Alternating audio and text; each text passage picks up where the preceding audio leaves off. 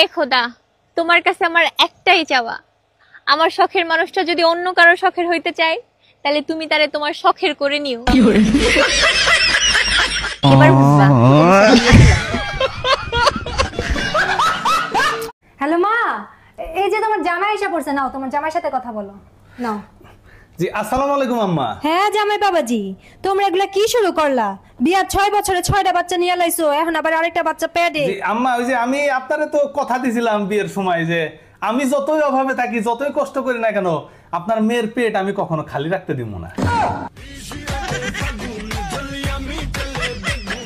আচ্ছা, আগে তো তুমি প্রতিদিন মদ খেয়ে বাসায় আসতা, এখন খাও না কেন? মদ খাইলে হুশজ্ঞান কিছু থাকে না, মানুষ পকেটের টাকাও চুরি করে নিয়ে যায়, তাই মদ খাওয়া ছেড়ে দিছি। দেখো, আমারই কিন্তু সন্দেহ করবা না, আমি কিন্তু তোমার পকেট থেকে কোনো দিন টাকা নেই নাই। তার মানে মদ খাওয়া ছেড়ে দিছি, তাতে তোমার বড় ক্ষতি হয়ে গেল, তাই না? মা, তোমার বিয়ে হয়েছিল কয় বছর বয়সে? আমার যখন 15 বছর তখন বিয়ে হয়েছিল। আর আমাকে বড় খালার? তোর খালার তো 11 বছরে বিয়ে হয়েছিল। নানির বিয়ে হয়েছিল কয় বছর বয়সে? আল্লাহ, তোর নানি একবার ছোট্ট কালে বিয়ে হয়েছিল। তাইলে তো দেখি তোমার চোখের সমস্যা আছে। কে? আমার চোখ একবার পরিষ্কার, কোনো ছানি মারি কিচ্ছু পরে না, আমি সুন্দর করে দেখতেছি।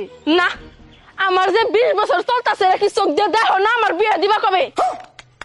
ভাবি, ভাই কোথায়? ভাইরে দেখি না যে, ভাই কি কোথাও বেড়াইতে গেছে নাকি? না অরুণ ভাই, কালকে সন্ধ্যায় আপনার ভাই কুয়ার ভিতর পড়ে গিয়েছিল, অনেক ব্যথা পাইছে, সারা রাত চিল্লাইছে। বলেন কি ভাবি, শুনে খুবই কষ্ট লাগলো। তাই এখন কেমন আছে ভাই? এখন ভালো আছে, সকাল থেকে কুয়ার ভেতর থেকে কোনো চিল্লানোর আওয়াজ পায় নাই। শোনো না, আমার অপারেশন করতে ভয় লাগতেছে, যদি কিছু হয়ে যায়।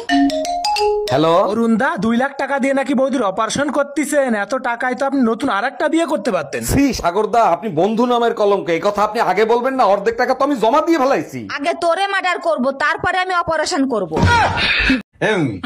এই নতুন জামা ছাড়া মানুষের ঈদ হয় না, নতুন জোতা ছাড়া ঈদ হয় না, তাহলে নতুন বউ ছাড়া মানুষ ঈদ করে কেমনে? বেটা পুরন বইতে কয়কাল ঈদ করা যায়? বেটা পাশের ভাইও বাবির লাগে এই কইতেছিলে, এখন এই কোথায় এর অবস্থা কি? আল্লাহ একটু দেখা করতাম।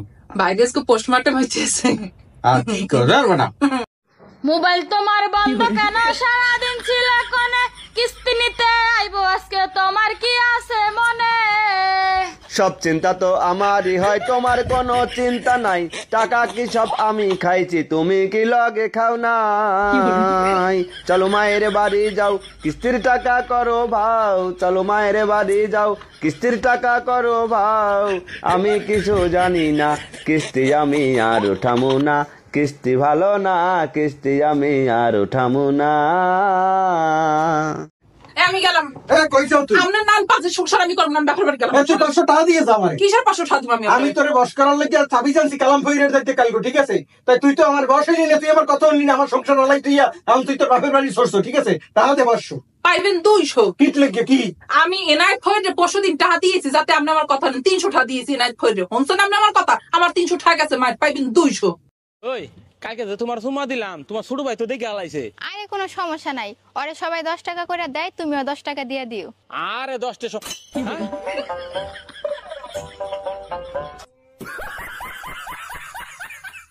শোনো, আমি দ্বিতীয় বিয়ে করতে গেলাম। কেমন কথা কন? আরে আমাকে গোষ্ঠীতে এটা রেওয়াজ আছে, ঠিক আছে? পারলে মাফ করে দিও, যাই আমি। মাফ করার মালিক আমি কেডা? মাফ করার মালিক তো আল্লাহ। দ্বিতীয় বিয়ে করিয়া বউ লইয়া ঘরে আন, আল্লাহর দ্বারে পাঠাই দেবো, দেখেন আল্লাহ যদি মাফ করে। যান বউ লইয়া। এই তোমার ছেলের স্কুল থেকে ম্যাডাম ফোন দিছে, নাও কথা বলো। হ্যালো, দেখেন আপনার ছেলে স্কুলে এসে সবার সাথে অশান্তি করে, জরুরি আপনি দেখা করেন। আমি কেন দেখা করব? 10 বছর ধরে বউ অশান্তি করতেছে, আমি কি কখনো শ্বশুরে ডাকছি?